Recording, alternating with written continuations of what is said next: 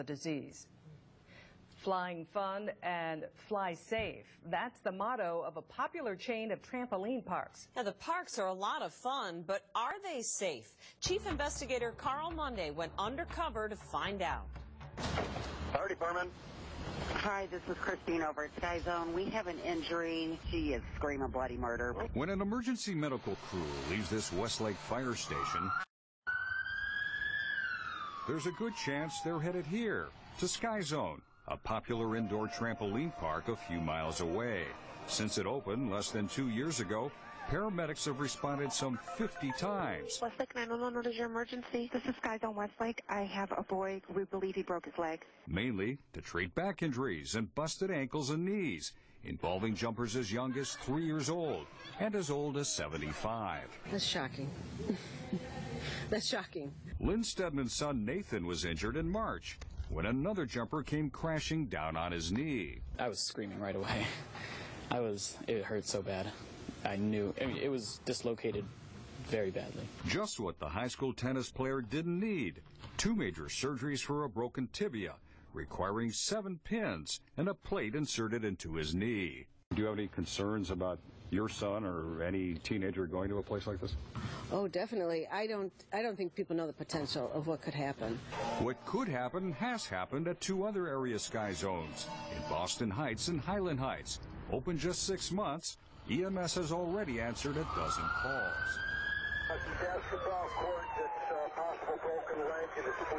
We've seen ACL injuries off the trampoline. We've seen concussions. We've seen lots of fractures. Susanna Briskin is a pediatric sports medicine doctor at Rainbow Babies and Children's Hospital. We see injury rates that are pretty similar to other recreational sports. Unfortunately, the severity of the injuries are much higher. It's an injury risk that SkyZone is fully aware of. Safety videos and signs are plastered throughout the park stating SkyZone safety rules. And when our producer visited the Westlake Park, an employee assured him that monitors are on hand to enforce the rules. But are the monitors doing their job? To find out, I recently went undercover at the Westlake SkyZone. During a busy Saturday afternoon, I found at least 5 monitors on duty. While they seemed attentive, it didn't stop some jumpers from engaging in risky behavior during my hour-long stay. In its rules, SkyZone warns that any kind of flipping like this could cause serious injury, and for good reason. So when people flip, they're at high risk for having a neck injury, which can result in being paralyzed. SkyZone specifically bans backflips, but watches one teen backflips only feet away from a monitor. We also witnessed flipping from pad to pad, a violation of SkyZone rules. Horseplay and running is also a no-no at SkyZone, but I witnessed my share of risky behavior. The monitors did a pretty good job of separating youngsters from adults, but not always. Look how close this woman is jumping near a young child. And watch as this preschooler wanders off without supervision. Monitors were also stationed at the nearby foam zone, but that didn't discourage some jumpers from propelling their bodies into the pit with reckless abandon. But don't expect the company to assume responsibility if you or your child gets injured at SkyZone. They're dangerous, and they're getting more and more dangerous. But Elk and Elk attorney Craig McLaughlin says trampoline parks like SkyZone protect themselves with ironclad waivers that all users are required to sign.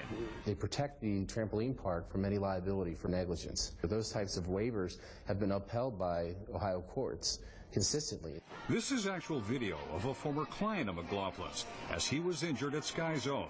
He fractured both knees, but because he signed a waiver, he had no case. Nathan Stedman and his family have no plans to sue, but Nathan is sure of one thing. You think he'd go back there again? Personally, no. Not if Mom has anything to say about it. You ever going to let your son go back there? I won't. No. As of today, there are no regulations regarding the safety of trampoline parks like SkyZone, although 2 states, Utah and California, are considering such laws. In the meantime, have fun and fly at your own risk. Carl Monday, 19 Action News. Well, the owner of the SkyZone locations in Westlake and Highland Heights has responded to Carl's story.